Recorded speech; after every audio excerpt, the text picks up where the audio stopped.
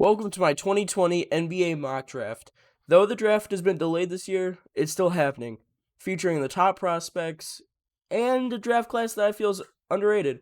No trades are expected to be made. Here we go.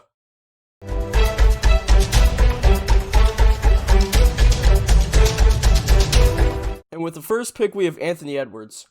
Anthony Edwards is the guy I see with just sky-high potential. So, at the moment, his field goal percentage and three-point percentage in college are pretty terrible. I'm not going to ignore that. His true shooting percentage isn't good either. But he seems like a natural scorer, and his on-ball defense can improve. But just by watching one game by this guy, you can tell he's the number one pick type of guy. My NBA comparison is Andrew Wiggins at the moment, but I see D Wade and T Mac as well.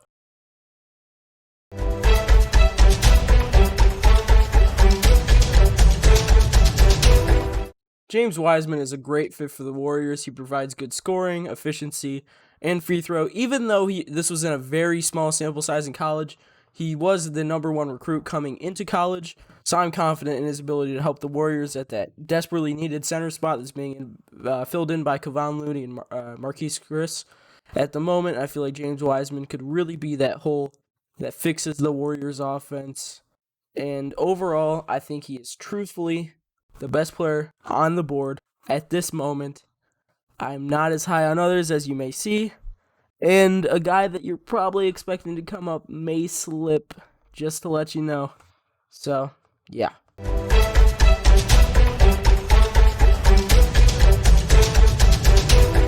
And here we have a surprise pick. Charlotte picks Onyeka Udoh with the third pick. I know you were probably expecting Lamell Ball, but if you see, Onyeka is my guy at number 3. He's a power forward / center.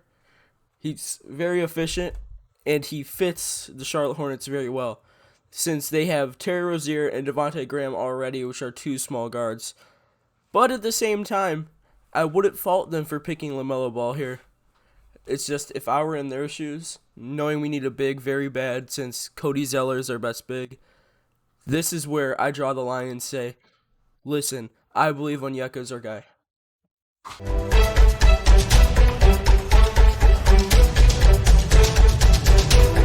Alright, and here we are to Lamell Ball. Now, I know some of you were probably even expecting him to go with the number 1 pick in our mock draft today, but, well, I hate to break it to you, he's not.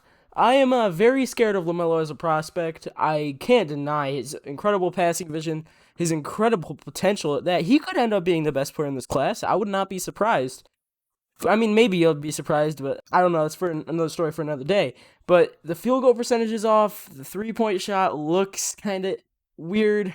It's better than his brother's, but still, I'm kind of scared about this guy going forward, but you know what? I really do hope that he proves me wrong, and I'm pretty confident he actually can. So, Chicago, you're going to be getting a good guy here. You can put Cody White off the bench, and I've always looked at Cody White as a guy that could be like a Lou Williams type of guy.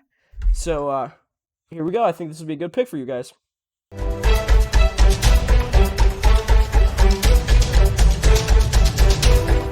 Alright, and next up here we have Obi Toppin being drafted by the Cleveland Cavaliers. So far, the Cavs already have 2 young guards that are pretty darn good, which I would say are Colin Sexton and Kevin Porter Jr. Darius Garland could definitely get there one day, but he had a very rough rookie season, but it's to be expected since he did not play very much college ball. Obi Toppin is an awkward fit at the moment with the Cavs, but he's a local pick, which I'm sure the Cavs fans will enjoy. He is a power forward, which can be frightening since you have Kevin Love and Andre Drummond on the squad. But at the same time, though, I believe the Cavs should probably just trade Kevin Love and Andre Drummond to clear cap space up for this guy, because I feel like Obi Toppin is definitely what's up next for them. I don't think it's the best player they could draft, but this is a realistic mock draft in my eyes. So there you are.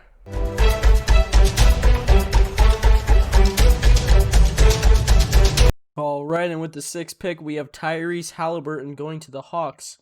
Tyrese Haliburton is a point guard / shooting guard coming straight out of Iowa State. He is a sophomore, so he's a bit older, but Obi Toppin was a sophomore as well. A lot of the more solid players in this draft so far are actually sophomores or juniors. Very few seniors, but overall, he is a good fit with Trae Young. He's efficient, which the Hawks could use. I could definitely see him being a high volume scorer in the NBA. My current comparison for Tyrese Haliburton would probably be like Karis LeVert, a guard who's probably going to give you about 15 a game on pretty good efficiency. So that is about what I expect for Tyrese Haliburton.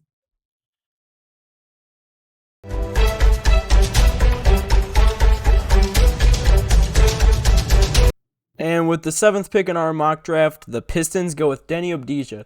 Deni Avdija from Israel is a very good prospect, yet he scares me.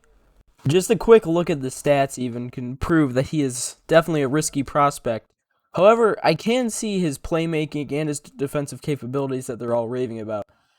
I think he'd be a good fit for the Pistons, as I would just want to see Deni Avdija have basically his own team at this point, because we don't know if Christian Wood will return. We can assume Derrick Rose will be back, but really we don't know where the Pistons roster is going to go, so it would be nice to see Deni Avdija just have a completely blank slate, and we really get to see what he does. Now, while he hasn't had very many high-volume games, he has shown spurts of utter excellence, so we will see where Deni goes.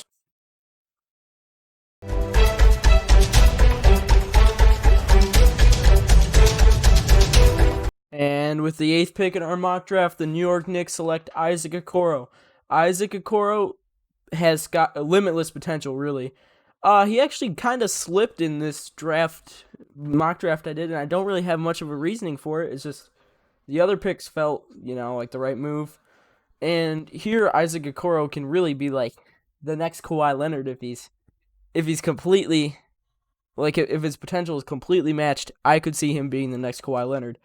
But regardless, he is more likely to just be a solid role player throughout his career, which number 8 in the NBA draft, you can't ask for much more than that. And I think the Knicks need a guy like Isaac Okoro who will just actually play basketball and do it remotely well. So there you go.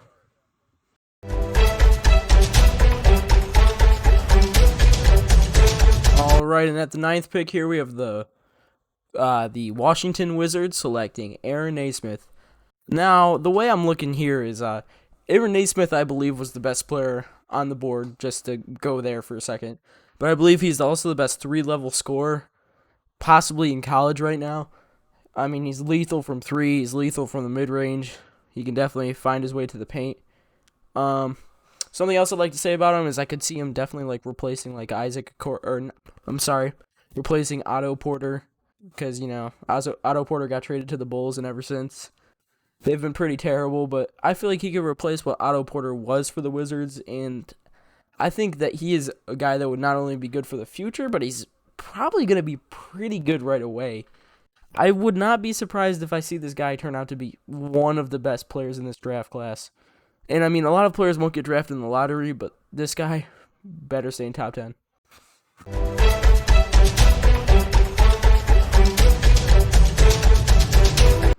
All right, and here with the 10th pick, we have Patrick Williams going to the Suns, who averages 9.2 points per game, 4.0 rebounds, and 32.0 from 3. Really, Patrick Williams, I believe, will be a solid player. I think he's the type of guy that the Suns need to acquire. The Suns just need to, in my opinion, not necessarily acquire a bunch of young stars, but acquire young role players that will definitely help out the team, make them a stable team, and make them a playoff team. Like, for example, last year they drafted Cam Johnson. Well, I still believe it was early for that pick. He is ending up to be a good fit for the team, and then the year before that, Mikal Bridges. So I could see Patrick Williams becoming one of those players, to really play alongside with him. I don't really ever see him becoming a star. I could always see him being like prime Dario Saric, though, and I think that's good for the Suns.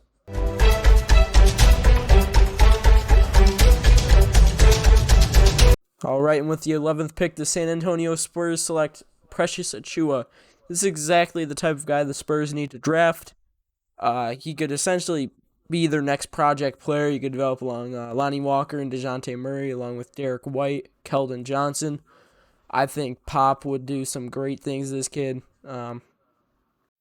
Obviously, he would probably only be there for a year or so, but I believe Precious Achiuwa could definitely be one of the best young players potentially for the Spurs. I feel like it's a perfect fit, perfect situation. You could also argue for Patrick Williams, but on our mock draft, he's going the pick before. So, yeah.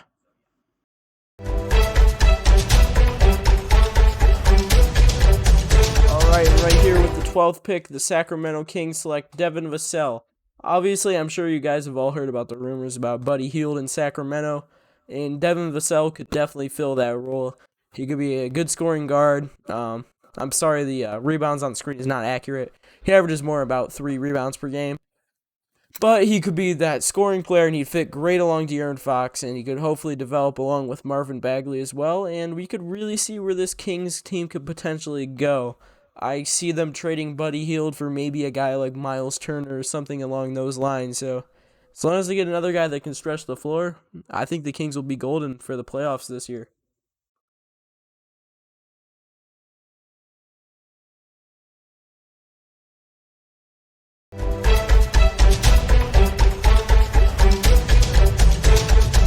And with the 13th pick, the Pelicans select Killian Hayes, who is Lonzo Ball 2.0. I'm very scared about this guy. Same with Denny Obdija. The stats are atrocious, but they're playing in harder leagues. So it's really going to be hard to tell these things, but I'm hoping he can be solid. I could see him being a defensive project player, especially if the Pelicans trade Drew Holiday away. Zion needs good defenders around him and stuff, but he's the best player, I believe, available on the board at this point. Yet I'm still very scared by him as a prospect and where he might lead. But fit along Zion is solid besides the shooting, and fit along with Brandon Ingram should be good enough. So here's the Pelicans pick.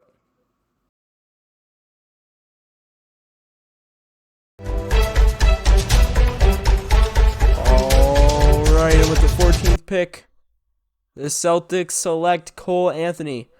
Now, if this were, let's say, 10 months ago, he would probably be going number like 5 or 4. But Cole Anthony had a bad college season, but still, you can't deny the potential. So, 18.5 points per game, 4 assists, and 34.8% from 3.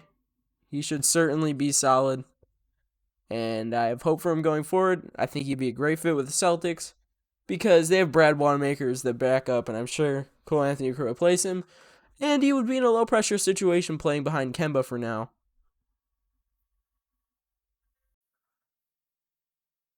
And I'd just like to thank you for watching this video. Thank you.